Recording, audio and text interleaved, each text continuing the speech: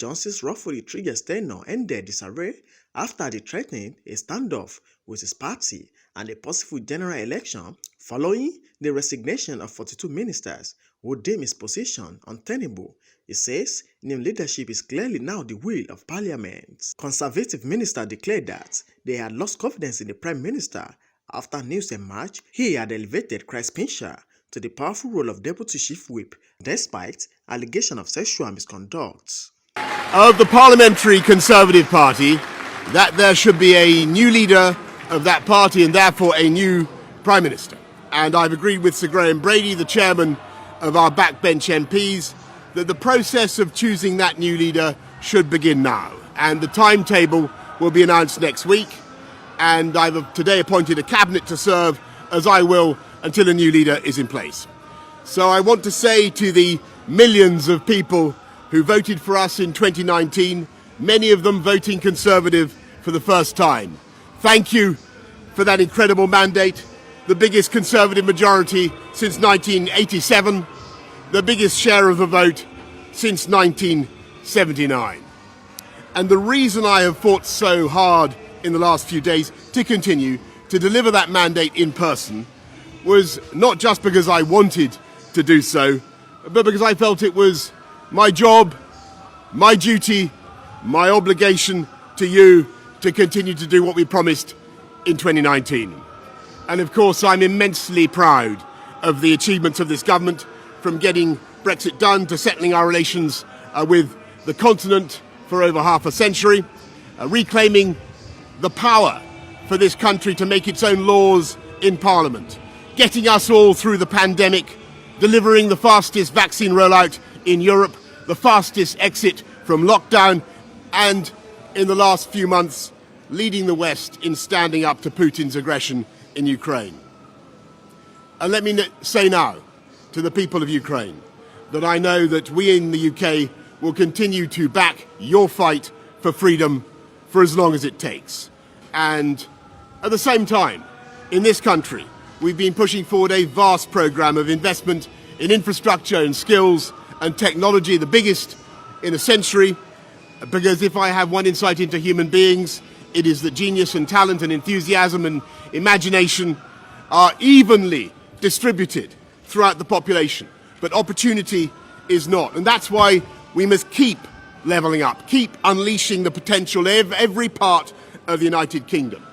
And if we can do that in this country, we will be the most prosperous in Europe.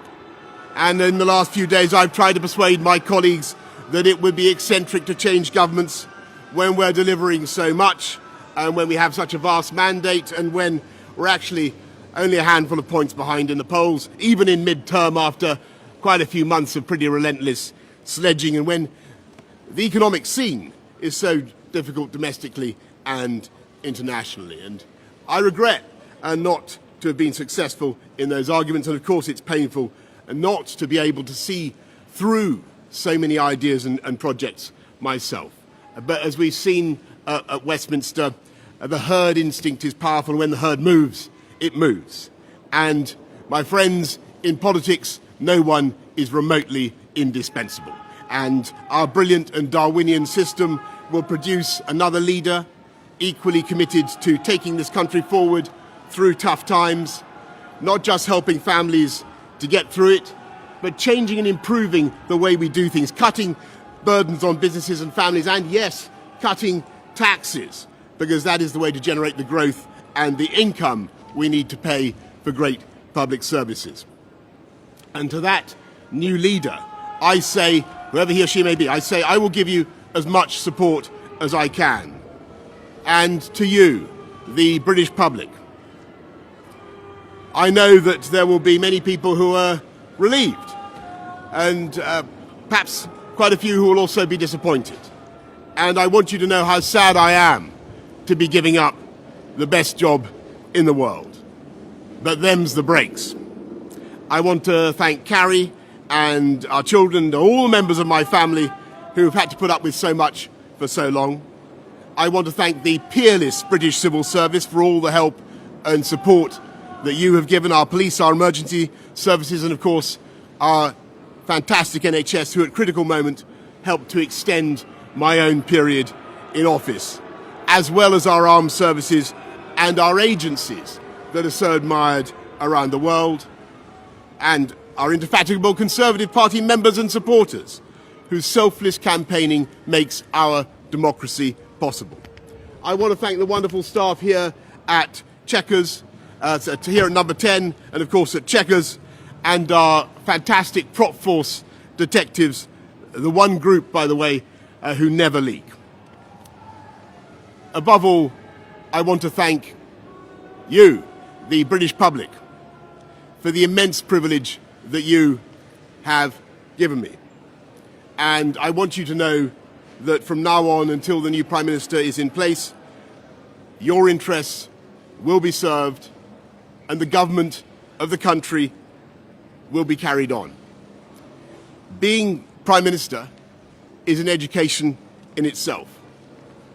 I've travelled to every part of the United Kingdom, and in addition to the beauty of our natural world, I've found so many people possessed of such boundless British originality and so willing to tackle old problems in new ways that I know that even if things can sometimes seem dark now, our future together is golden. Thank you all very much.